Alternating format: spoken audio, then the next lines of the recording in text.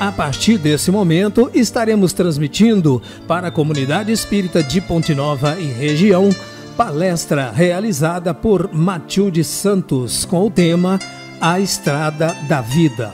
É do grupo Irmão Fritz. Meus irmãos, é com muita alegria que estamos novamente aqui reunidos na reunião pública do grupo da Fraternidade Espírita Irmão Fritz. Agradecemos a oportunidade, que nós sejamos intuídos, amparados e fortalecidos, que a nossa mente sintonize com esse amor mais profundo, que é a certeza de que Jesus, neste momento, está conosco. Então, que Ele envolva as nossas dores, acalente os nossos corações, ampare os nossos amores e que assim, certos da Sua presença em nossa vida, possamos mais uma vez aprender com Seus ensinamentos e principalmente fortalecer nossa coragem e a nossa esperança na caminhada da nossa vida. E o tema que vamos falar hoje é a Estrada da Vida. Esse tema ele está contido em Obras Póstumas, na primeira parte, no capítulo 14, que vai nos ajudar principalmente a compreender como é a nossa caminhada terrena, com o amparo do Evangelho do Cristo, sendo o nosso guia, sendo o nosso modelo, sendo o caminho, a verdade e a vida. Então, que a gente possa, com certeza, compreender o convite para a caminhada junto dele e que, como diz o nosso tão querido evangelista Mateus, no capítulo 13, que tenhamos olhos para ver e ouvidos para ouvir. Então, nós iniciamos esse momento de reflexão, meu irmão, queridos irmãos, pensando exatamente em como trilharemos o caminhar da nossa vida. Acredito fielmente que com Jesus e com Kardec, semeando luzes e bênçãos de esclarecimentos, paz e consolo aos nossos corações, nos será trazido neste momento o arcabouço que realmente precisamos para nos fortalecer neste entendimento. Estejamos prontos, integrados, para refletir e compreender, à luz da doutrina espíritos, aos ensinamentos da Boa Nova, buscando assim mais elementos para a nossa construção espiritual. Nos cabe com certeza, pelas bênçãos da espiritualidade amiga, mais recursos de lucidez, de entendimento, da vida dos mecanismos sobre a estrada de nossas vidas, para que assim, juntos, saibamos avançar pelos passos do Divino Mestre, o nosso querido bom pastor, que nos vai conduzindo ao Pai. Este Mestre que, dentro dessa temática geral, está a caminhar à nossa frente como modelo, como referência. Trazemos aqui então uma reflexão sobre a estrada da vida, sobre o caminho, portanto, que temos a percorrer e que, com certeza, meus irmãos, é essencial refletirmos sobre o guia que é aquele que age a nos ensinar e a percorrer o caminho, como também sobre o nosso próprio caminho, sobre a nossa caminhada, a refletir sobre essa luz que Ele nos traz. O que é a estrada da vida? Como o Espiritismo pode nos auxiliar nessa estrada é o que vem hoje agora, a iniciar e a contextualizar a nossa reflexão. A doutrina espírita tem muito a nos ensinar nesse sentido, tanto sobre o Mestre que veio explicar o seu Evangelho, esclarecer para nós as suas lições de vida eterna. E desta forma, Jesus vai se tornando mais presente, mais acessível. Nós vamos verdadeiramente conseguindo compreender o que nos trouxe Ele em termos de norteamento para a nossa caminhada. A bússola, o mapa que nos deu por meio do Evangelho. esclarecidos então pelo Espiritismo, que vem como guia a nos falar sobre a nossa própria caminhada. Nossa reflexão traz esse balizar, nos permite inclusive compreender que para todos nós a percorrer essa caminhada é sobretudo buscarmos o entendimento das verdades, principalmente relacionadas ao espírito. Partimos do mesmo ponto de partida, destinados ao mesmo ponto de chegada. Se é que há propriamente um ponto de chegada, uma vez que a evolução ela vai nos levar ao nosso desenvolvimento angelical e infinito, uma vez que, sendo Deus absoluto, nós somos relativos. Mas o espírito haverá de caminhar sempre chegando às culminâncias da evolução, naquela condição, e poderemos ainda definir que a nossa busca será sempre para o objetivo de sermos espíritos puros, que nossa caminhada é destinada a este objetivo. Entender então isso é essencial porque, assim como nos é falado do guia e da estrada, o Espiritismo nos explica deste objetivo, a culminância da estrada. E ele nos fala também das características dessas esferas celestes, desse reino dos céus que nos espera a todos, nos lembrando que não é um local físico, mas antes de tudo, um estado de espírito de perfeita integração com o nosso Pai, de perfeita comunhão com o seu amor, com as suas leis sublimes e perfeitas, infinitamente justas e amorosas. Enfim, este é o caminho em que todos nós estamos inseridos e para o qual precisaremos estar atentos para melhor aproveitar a caminhada nessa estrada, para otimizar a nossa caminhada que nos chega através do conhecimento superior. Uma finalidade primordial para pararmos, recebermos e agirmos, para que façamos da nossa caminhada uma caminhada mais consciente. Esse é fundamental. Para que evitemos as longas curvas do caminho que muitas vezes temos tomado ao longo dos séculos, ao preço de tantas lágrimas, de tantas dores, expiações, e convida-nos ao conhecimento superior, sobretudo do Evangelho, a endireitar as nossas vidas, os nossos caminhos, torná-los mais rápidos, para que assim progredamos mais rapidamente, alcançando a soma de felicidade que nos é possível no estágio em que nos encontramos e avançando para novos degraus, novas perspectivas, novas expressões da vida abundante, o que a todos nós estamos destinados. João Batista há de apresentar exatamente na abertura do Evangelho, quando, anunciando ali sua missão, ele diz assim: endireitais os caminhos do Senhor, tomai reto as suas sendas.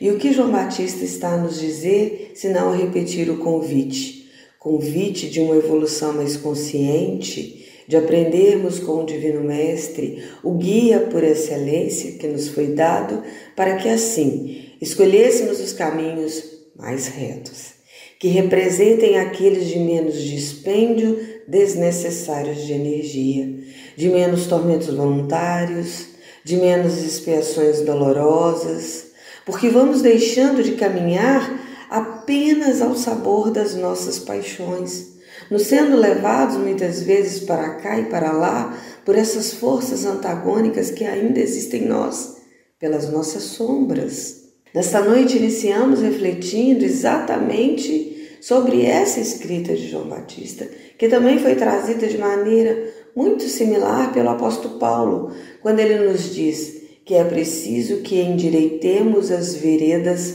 pelas quais temos caminhado. Endireitai as veredas, fazei veredas direito para vossos pés. Constante na carta dos Hebreus, convidando-nos também a essa caminhada de mais amadurecimento no entendimento do que já temos recebido de luz, que não é pouca, a luz do Evangelho, a luz do Espiritismo.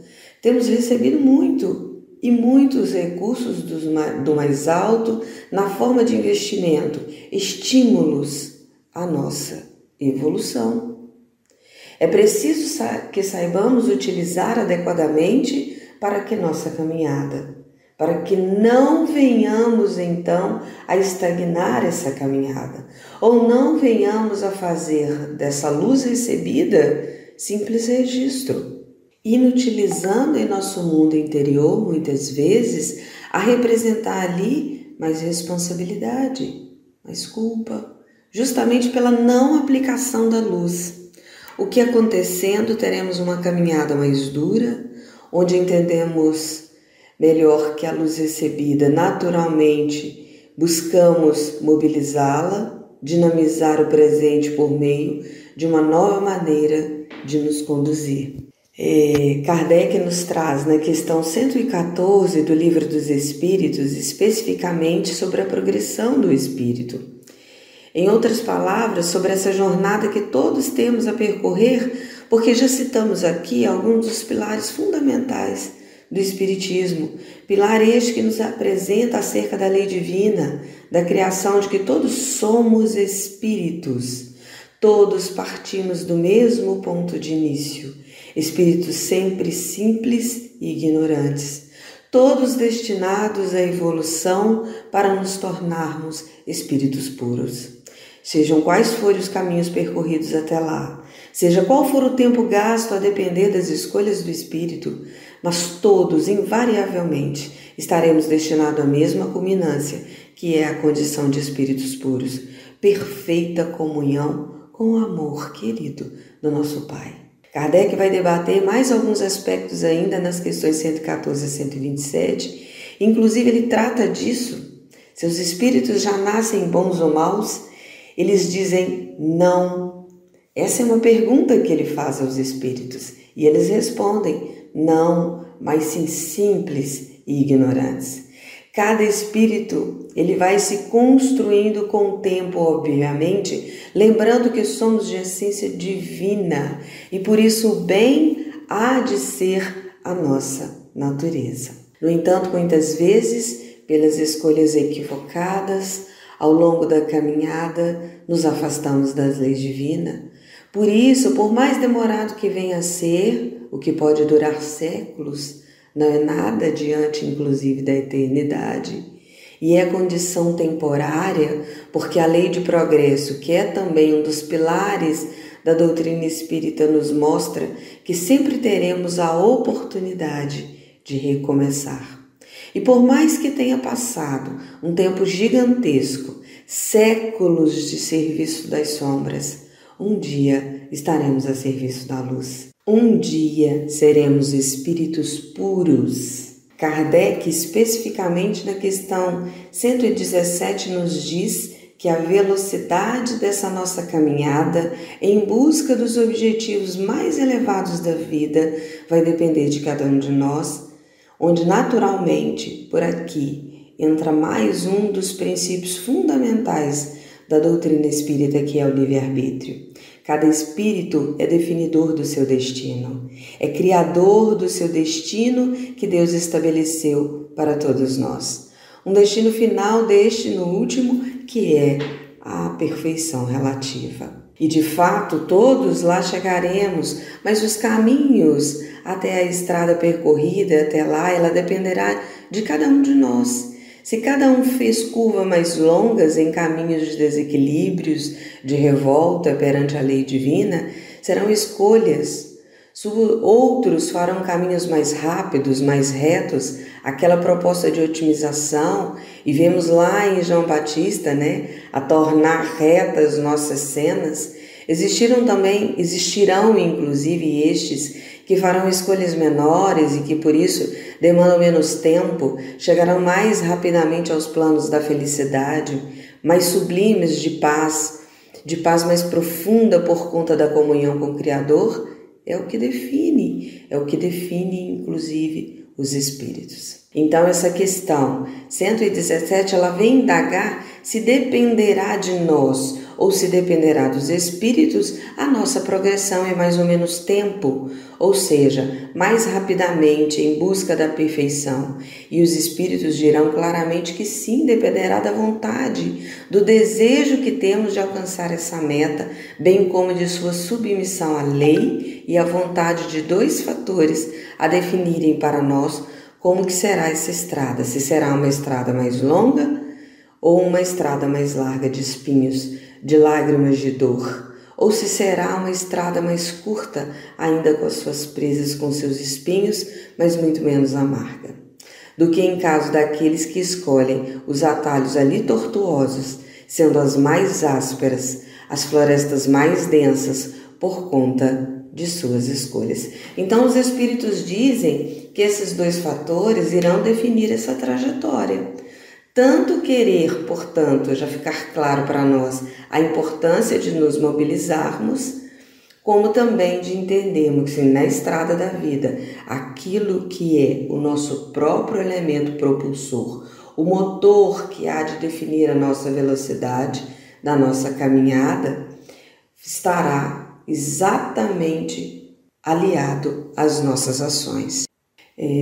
Nós temos um irmão muito querido de caminhada que ele gosta de dizer que no plano do espírito a vontade é a mola propulsora da velocidade do avanço espiritual. Esse é o primeiro aspecto, mas há também a da submissão à lei divina. A vontade de vir, então, não basta apenas querer, e para progredirmos, é preciso alinharmos o nosso querer à vontade divina. E isso terá um nome. Para nós, isso é conhecido como fé. Fé legitimamente é aquela que compreende mais do que a simples crença, mais do que o simples raciocínio. A fé, em sua essência mais pura, será fidelidade. Será justamente o alinhamento do nosso querer à vontade divina. Então, a estrada da vida, com os recursos do Espiritismo, nós podemos fazer as análises de maneiras mais sinceras, de maneira mais clara. Kardec, para nos exemplificar melhor toda essa questão, codificador que é da nossa doutrina, educador dedicado como era, nos traz no livro Obras Póstumas uma metáfora sobre essa estrada. E na conclusão aqui do nosso trabalho, vamos falar então sobre ela. Então, como eu disse no capítulo 14 da primeira parte de Obras Póstumas, Kardec nos traz uma metáfora que é uma figura, na verdade uma história, que vai fazer com que entendamos melhor a mensagem que Deus quer, de uma forma bem simples, o entendimento da percepção de Deus em relação ao propósito da nossa caminhada.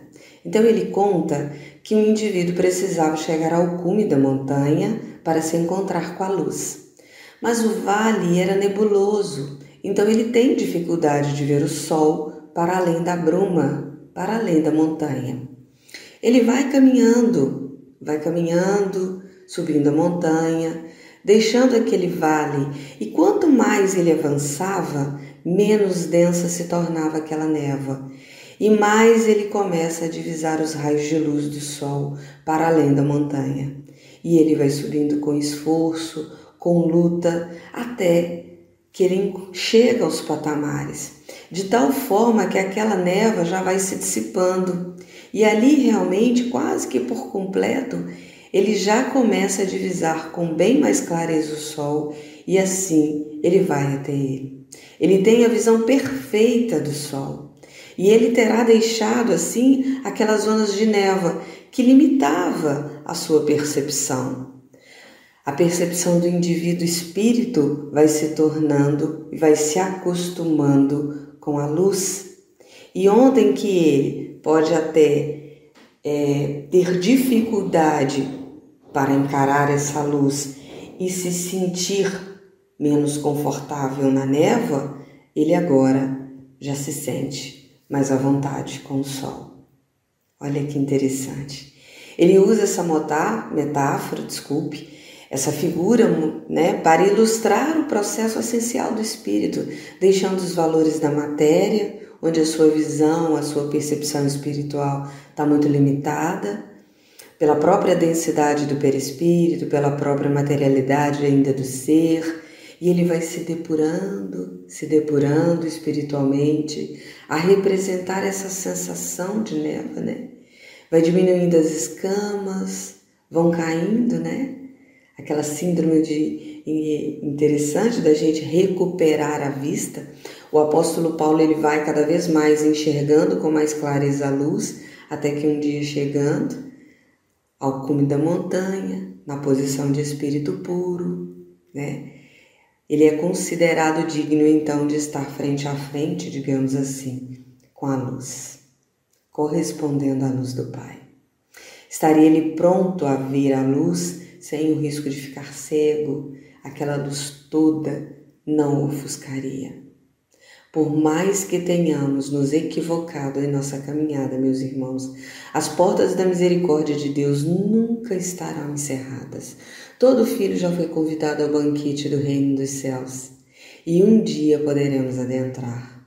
Tudo isso a gente precisa entender para caminhar com mais proveito, para fazermos veredas direita para os nossos pés, como diz o apóstolo Paulo. Kardec nos faz compreender de uma forma ainda mais clara quanto à estrada da vida quando ele nos conta uma história neste capítulo de Obras Póstumas, que ele diz assim: suponhamos uma longa estrada, sobre o percurso da qual se encontram de distância em distância, mas em intervalos desiguais, florestas que é preciso atravessar. À entrada de cada floresta, a estrada larga e bela é interrompida e não retoma senão na saída. Então, se a gente for entender cada agente da história, a estrada é a figura da vida espiritual da alma, sobre o percurso da qual se é mais ou menos feliz. As florestas são as existências corpóreas onde se trabalha para o seu adiantamento, ao mesmo tempo que, para a obra geral, o viajor que chega ao objetivo e que retorna para ajudar aqueles que estão em atraso é a dos anjos guardiães, missionários de Deus, que encontram a sua felicidade em seu objetivo, mas também na atividade que desdobram para fazerem o bem e obedecerem ao Supremo Senhor. Um viajor segue essa estrada e entra na primeira floresta, mas lá não há mais vereda batida, sem estrada. Um dédalo inextricável no meio do qual se perde. A claridade do sol desapareceu sob o espesso maciço das árvores. Ele erra sem saber para onde vai. Enfim, depois de fadigas extraordinárias, ele chega aos confins da floresta. Mas abatido da fadiga, rasgado pelos espinhos, machucado pelos calhaus, lá ele reencontra a estrada e a luz e prossegue seu caminho, procurando se curar de suas feridas. Mais longe, encontra uma segunda floresta, onde o esperam as mesmas dificuldades, mas já um pouco de experiência dele sai menos contundido. Não encontra um lenhador que lhe indica a direção que deve seguir e impede-o de se perder. A cada nova travessia, a sua habilidade aumenta, se bem que os obstáculos são mais e mais facilmente superados. Seguro de reencontrar a bela estrada na saída, essa confiança o sustenta, depois sabe se orientar para encontrá-la de forma mais fácil. A estrada termina no cume de uma montanha muito alta, de onde ele avista todo o percurso desde o ponto de partida. Vê também as diferentes florestas que atravessou e se lembra das vicissitudes que experimentou. Mas essa lembrança nada tem de penosa, porque alcançou o objetivo. É como o velho soldado que na calma do lar doméstico se lembra das batalhas a quais assistiu. Essas florestas disseminadas sobre a estrada são para ele como pontos negros, uma condenação branca. E ele diz a si mesmo, quando estava nessas florestas, nas primeiras, sobretudo,